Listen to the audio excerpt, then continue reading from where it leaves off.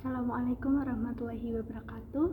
Perkenalkan, saya Desi Indri Aprilia dengan NIM 10323003 dan dari kelas Hukum Tata Negara B. Nah, di sini saya akan menyampaikan mengenai UAS Hukum dan HAM di 3 materi ya. Yang pertama itu sejarah hak asasi manusia, yang kedua itu hak asasi manusia dan gender, dan yang ketiga itu negara, agama, dan hak asasi manusia. Nah, langsung saja kita pada materi yang pertama, yaitu sejarah hak asasi manusia. Nah, sebelumnya hak asasi manusia itu adalah hak-hak yang melekat pada tiap-tiap individu ketika ia lahir dan juga harus dilindungi dan dihormati serta dihargai oleh negara maupun oleh masyarakat itu sendiri.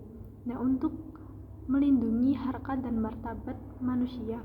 Nah, jadi hak asasi manusia itu adalah hak yang melekat pada setiap individu dan juga setiap individu mempunyai hak yang sama dengan individu-individu yang lainnya.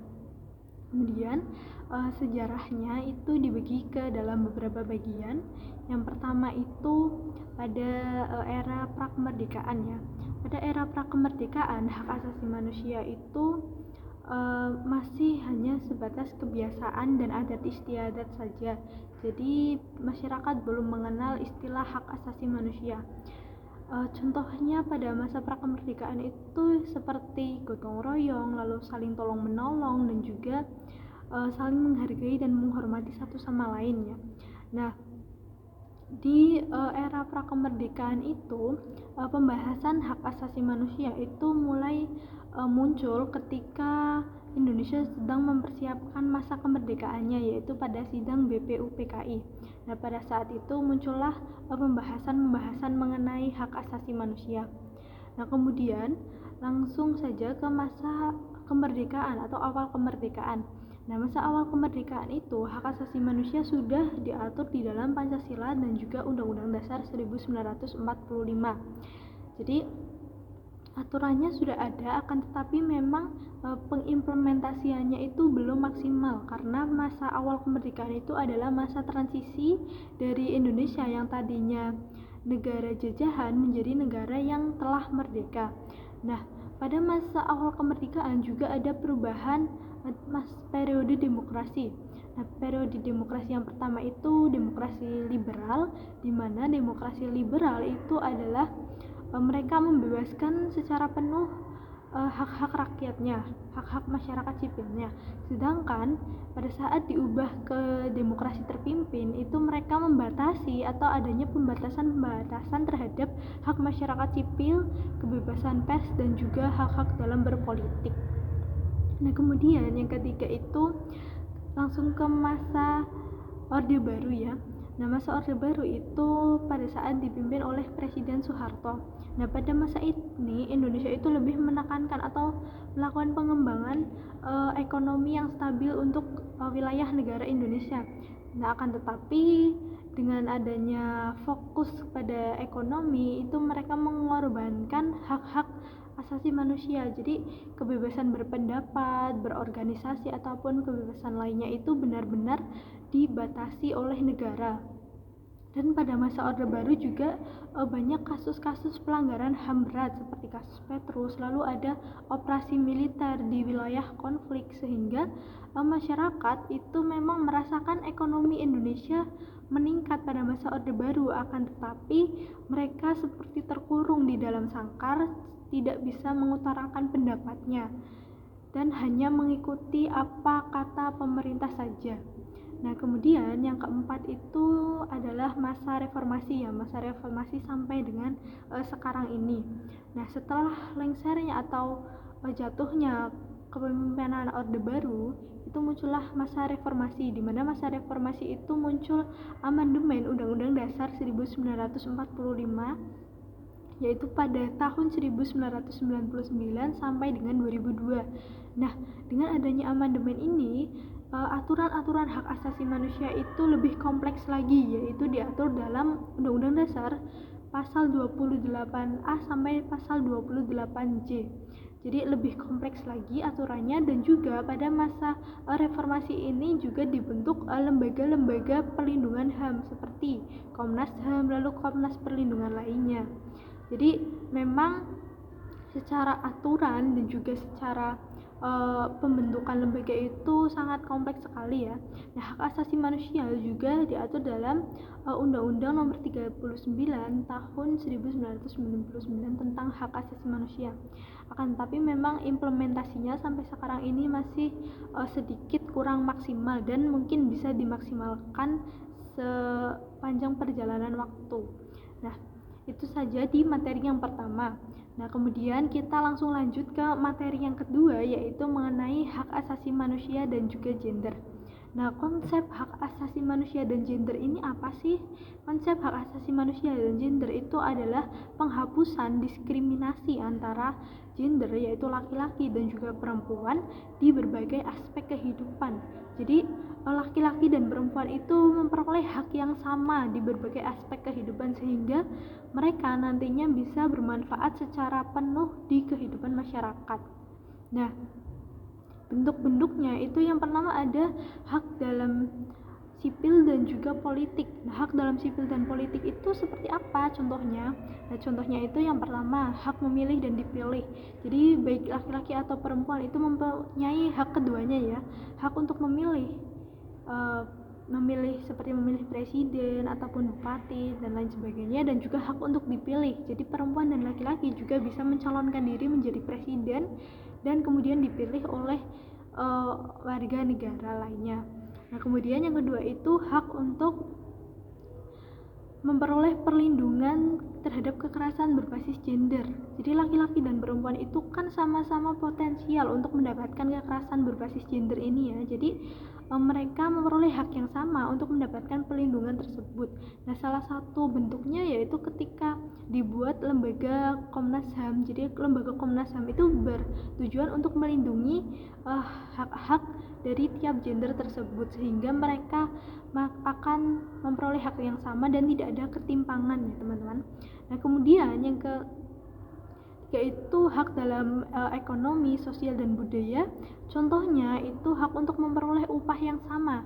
Nah, hak untuk memperoleh upah yang sama itu apabila laki-laki dan perempuan bekerja di dalam bidang yang sama, jadi mereka berhak untuk memperoleh upahnya itu sama. Jadi tidak ada ketimpangan yang satu lebih tinggi ataupun yang satu lebih rendah. Nah, kemudian ada juga hak untuk memperoleh pendidikan dan juga pelatihan.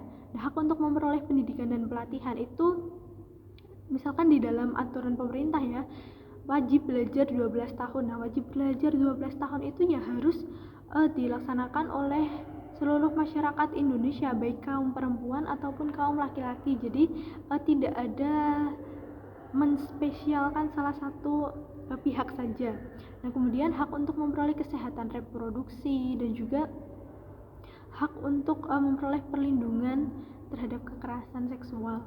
Nah, kemudian dalam bentuk-bentuk hak asasi manusia dalam gender itu tentu ada tantangannya ya teman-teman. Nah, apa saja tantangannya bagi negara dalam mengimplementasikan hak asasi manusia tersebut? Yang pertama itu adalah masih banyaknya kekerasan di dalam rumah tangga. Jadi ketika dilangsungkannya pernikahan lalu kemudian berjalannya waktu itu masih ada kekerasan-kekerasan di dalam rumah tangga. Jadi sampai sekarang juga masih belum optimal perlindungan dari negara untuk melindungi kekerasan tersebut. Nah, kemudian masih ada diskriminasi di dalam dunia kerja ataupun bahkan dunia pendidikan. Nah, contohnya itu adalah kita ambil contoh di dunia pendidikan ya, ketika ada pemilihan ketua kelas itu pasti perempuan selalu dipandang sebelah mata ya. Jadi pasti orang-orang akan beranggapan bahwa perempuan itu tidak mampu untuk menjadi seorang ketua gitu, dan yang dipilih adalah laki-laki. Jadi itu juga termasuk bentuk ketimpangan ataupun bentuk tidak terlaksananya hak asasi manusia itu sendiri. Nah, kemudian stereotip di masyarakat juga masih belum bisa berubah antara laki-laki dan perempuan. Jadi mereka menganggap laki-laki itu lebih tinggi derajatnya ataupun laki-laki lebih mampu untuk melaksanakan beberapa hal kegiatan ataupun dalam aspek kehidupan, sehingga perempuan sering dianggap sebelah mata dan tidak bisa melaksanakan sepenuhnya kewajiban ataupun tugas-tugas yang ingin mereka lakukan. Contohnya adalah ketika perempuan itu memiliki pendidikan yang tinggi, pasti di masyarakat juga akan dipandang untuk apa seorang perempuan itu memiliki pendidikan yang tinggi, karena pada akhirnya mereka juga akan menikah dan juga hanya akan di rumah saja untuk mengurus rumah tangganya itu. Padahal kewajiban mengurus rumah tangga juga untuk kedua belah pihak, yaitu laki-laki dan perempuan itu sendiri. Nah, jadi apakah negara sudah menemukan solusinya? Tentu saja. Jadi negara sudah meratifikasi nilai-nilai dari CEDAW untuk melindungi hak-hak asasi manusia berbasis gender. CEDAW itu apa? CEDAW itu adalah Convention on the Elimination of the Form Discrimination Against Women. Itu adalah CEDAW. Mungkin itu saja di materi yang kedua ini. Nah, kita lanjut ke materi yang ketiga atau yang terakhir, yaitu negara, agama, dan hak asasi manusia. Jadi kita akan membahas hubungannya ya teman-teman. Hubungan antara negara, agama, dan hak asasi manusia itu saling berkaitan satu sama lainnya. Jadi di mana negara itu selalu berpikiran bahwa mereka memiliki otoritas untuk memerintah ataupun mengatur tiap masyarakatnya. Sedangkan agama itu juga mereka berpikir bahwa mereka memiliki otoritas atau untuk mengatur para pengikut agamanya. Sedangkan kalau misalkan kita lihat di dalam hak asasi manusia, itu adalah kebebasan di dalam masyarakat itu tidak tergantung pada negaranya ataupun bahkan agamanya. Jadi antara agama dan juga hak asasi manusia itu saling berkaitan ya. Jadi pandangan ini menganggap bahwa agama itu ataupun kebebasan manusia itu tidak berdasarkan pada agama, budaya, negara, dan yang lain sebagainya teman-teman. Jadi tidak saling berkaitan ya. Jadi ketika ada hal-hal agama atau ajaran-ajaran agama atau ajaran negara yang memang bertentangan dengan hak asasi manusia, itu akan ditolak ataupun memang harus diubah dan tidak bisa dilakukan lagi gitu. Nah, lalu apa peran di dalam Indonesia ataupun dalam konteks Indonesia mengenai negara, agama, dan hak asasi manusia itu? Nah, konsep ini sebenarnya sudah diatur di dalam Pancasila. Nah, di Pancasila salah satu contohnya itu di sila pertama, yaitu ketuhanan yang Maha Esa, itu menekankan bahwa negara Indonesia itu adalah negara yang memberikan kebebasan terhadap masyarakatnya untuk memeluk agamanya masing-masing. Jadi tidak ada paksaan untuk tiap masyarakat memeluk agama apa dan juga mereka harus melaksanakan kewajiban di agama tersebut, itu tidak. Jadi benar-benar memberikan kebebasan terhadap masyarakat Indonesia. Nah, kemudian di sila kedua, yaitu kemanusiaan yang adil dan beradab, juga menekankan bahwa nilai-nilai kemanusiaan itu harus diimplementasikan kepada masyarakat secara adil. Jadi tidak ada ketimpangan dan juga masyarakat itu harus merasakan semuanya. Jadi ini merupakan juga fondasi dari hak asasi manusia itu sendiri. Dan juga sila-sila yang lainnya seperti sila ketiga, keempat, dan kelima juga merupakan gambaran implementasi hak asasi manusia ataupun tujuan dari implementasi hak asasi manusia itu untuk mencapai apa gitu. Nah, tetapi itu masih ada tantangannya. Tantangan apa saja yang dihadapi oleh Indonesia ketika akan melaksanakan atau mengimplementasikan hak asasi manusia tersebut, termasuk dalam hal negara, agama, dan juga hak asasi manusia. Nah, Indonesia itu menghadapi kesulitan untuk menyeimbangkan hak asasi manusia dan juga hak-hak kaum minoritas. Nah, seperti yang kita ketahui bahwa Indonesia itu kan negara yang sangat beragam ya. Jadi terdiri dari banyak agama, banyak suku, banyak budaya.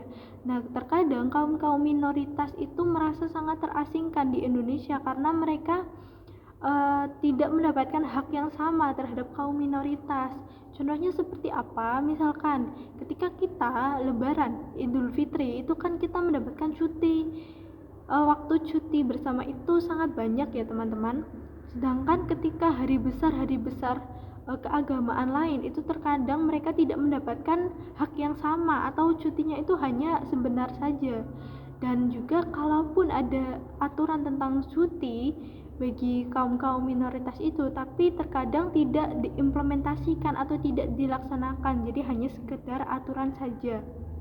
Nah, kemudian ketika akan dibangun tempat ibadah bagi kaum-kaum minoritas itu juga sering mendapatkan pertentangan dari kaum mayoritas, sehingga mereka kaum minoritas itu merasa sangat terasingkan di negara Indonesia sendiri. Itu adalah tantangannya ya. Jadi solusinya itu negara harus bersikap netral dan juga bersikap tegas.